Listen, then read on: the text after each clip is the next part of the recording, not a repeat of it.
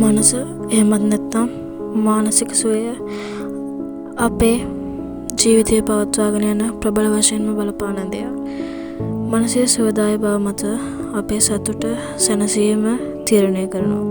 ඉතින් මම අද කතා කරන්නේ මේ දේ ගැන. මානසික සුවය එහෙමත් නැත්නම් මනස විඳවන ජීවිතය විඳින්න.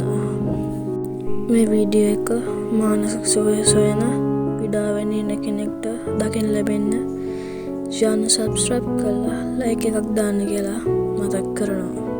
මානසික සුවය නැති වෙන්න හේතු දෙකකුත් මානසික සුවය ලබා ගන්න විදි දෙකකුත් මම අද මේ වීඩියෝ එකෙන් කතා කරන්න හිතාගෙන ඉන්නවා.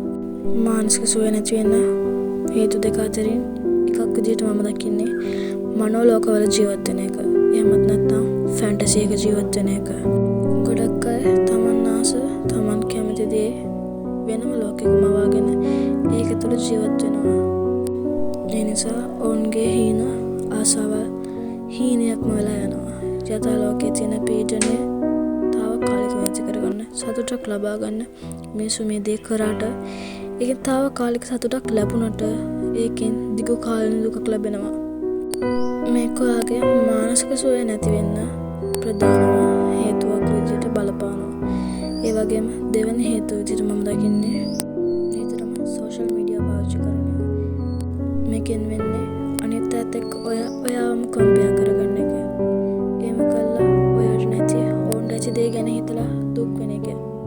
ඒකත් ප්‍රබලම හේතුවක් ඔයාගේ මානසික නිදහස නැති වෙන්න. ඒ වගේම ඔයා මේ දේෙන් ආතතියටපත් වෙනවා.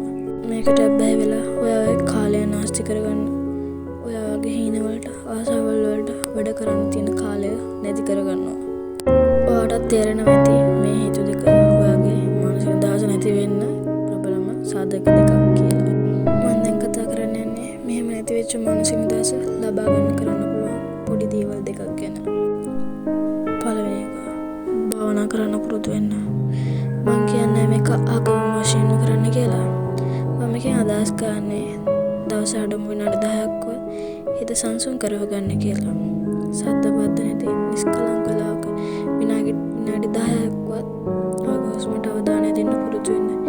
ඒකෙන් ඔයගේ හිත සංසුන් වෙනවා වගේම ඔයගේ අවධානය වැඩි වෙන්න මේක හේතුවක් වෙනවා.